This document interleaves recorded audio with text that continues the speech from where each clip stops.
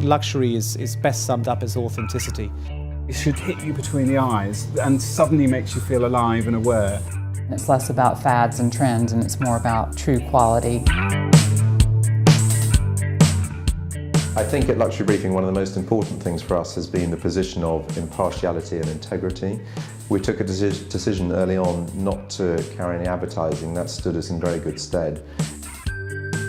The Luxury Briefing Awards for Excellence began at the end of our first year. We wanted to do an event which marked that first anniversary, and what I think was probably interesting is that it brought together a lot of people from different businesses who weren't actually used to spending time with each other, and they found they all got on very well, had a very nice time, and they met in very relaxed circumstances.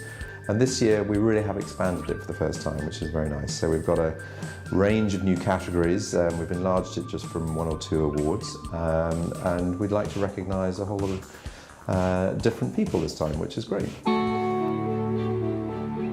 We've got together a panel of very opinionated people working in and around luxury to find out what they really think about who's performing well. Without any commercial constraints, we've just basically said, here are some good ideas, let's choose the one we think is best and why.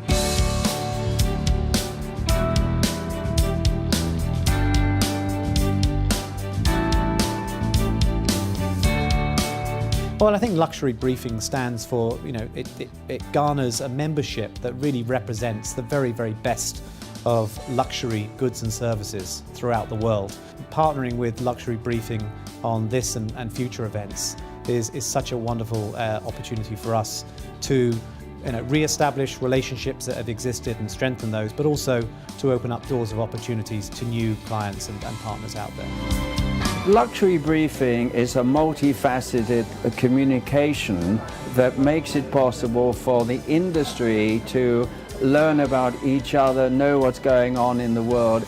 Luxury Briefing is not only a magazine, but it's an online, it does conferences, it does events.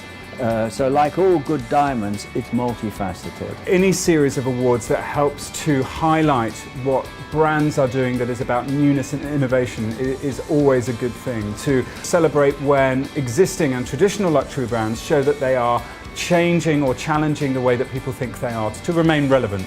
And so I think relevancy is probably one of the most important things that these awards can bring. They're fantastically important to get our luxury trade together. There's so few forums to get together. I look forward to meeting people on the evening. I think it's fantastic for the winners. I think it's fantastic for aspiring brands. It's fantastic to get people to come into the luxury goods business when they see they're going to be recognised. So on any number of counts, it's just a really, really excellent thing. The key issue for us is that making aware of what's going on, to talk about luxury, to talk about what is special in luxury. The innovation power very often is in that. And the good thing is, luxury is a thing you can talk about and you can see and feel. So the see, feel and touch issue in luxury and in high-end fashion, and that kind of segment is of course then extremely good for being awarded. Luxury Briefing has been such an amazing institution that Swarovski has certainly appreciated so much, and it's really fantastic for Swarovski to be part of these awards. So it's been really fascinating to witness how various different companies and brands have evolved. And again, for us it's very fascinating to see the take of Luxury Briefing on the various different individuals and brands. People are valuing time and making the most out of their lives and times with their friends, family, and loved ones is really a luxury in itself. So I think brands that embrace that, understand that, will be the luxury brands in my mind for the future. My personal definition of luxury is about indulgence to some extent, and there's always a strong element of, I think, reward.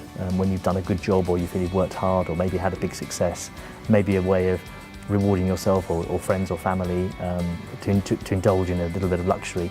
I think it's good for everyone. This year is very special for us because we can celebrate creativity and collaborations between community and culture and our business, so that we can acknowledge companies that are making a difference in the space of art and culture. Any award, such as the Luxury Briefing Award, becomes a yardstick against which other brands or individuals compare. It strengthens the brand's position in an ever-competitive and changing luxury world. As a previous winner of the Bravery in Face of Adversity Award, which I think in fact was the first year that happened, where we got an award for being brave in a recession. It was great. It was a real slap on the back, because obviously launching something new in a recession is quite scary at times. It was a really nice medal to receive.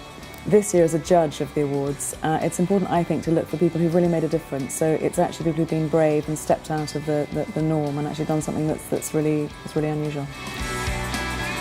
Of course, when it comes down to it, businesses are businesses, but it's individuals who really make the difference.